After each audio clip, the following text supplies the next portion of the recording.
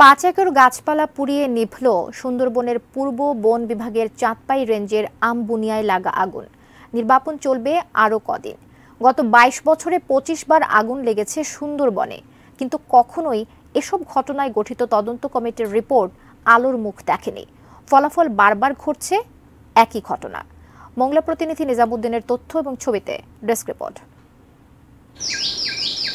পৃথিবীর সবচেয়ে বড় ম্যানগ্রোভ অরণ্য সুন্দরবন। জীববৈচিত্র্য সমৃদ্ধ সুন্দরবনের 1874 বর্গ কিলোমিটার জুড়ে রয়েছে নদী-নালা। রয়্যাল বেঙ্গল টাইগার, চিত্রা হরিণ, বানর, কুমির আর সাপ সহ অসংখ্য প্রাণীর আবাসস্থল এই বন। ঝড় জলোচ্ছ্বাস থেকে বারবার দেশের দক্ষিণ পশ্চিমাঞ্চলকে রক্ষা করে আসা এই বনে গত 22 বছরে 25 বার আগুন লেগেছে। সর্বশেষ গত শনিবার আমরবুনিয়ার টহল ফাঁড়ির লতিফের ছিলা এলাকায় আগুন লাগে।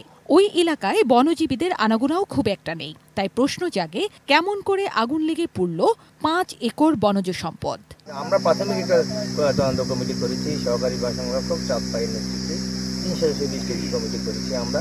তারা কাজ করবে আগুনটা নির্বাপনের কন্ট্রোলে যেহেতু আসছে, কালকে থেকে তারা কাজ করবে। প্রতিবারই আগুন নিয়ন্ত্রণে আনতে হিমশিম খেতে হয়, এবারও তার ব্যতিক্রম হয়নি।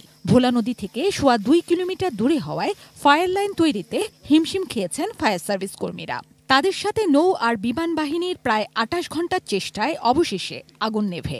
একদম তৃণমূল পর্যায়ে প্রত্যেকেই কাঁধে কাঁধ মিলিয়ে কাজ করেছে এবং এই ফায়ার ব্রেকটা অ্যাচিভ করার কারণেই আমরা আজ নিয়ন্ত্রণ দিতে পেরেছি।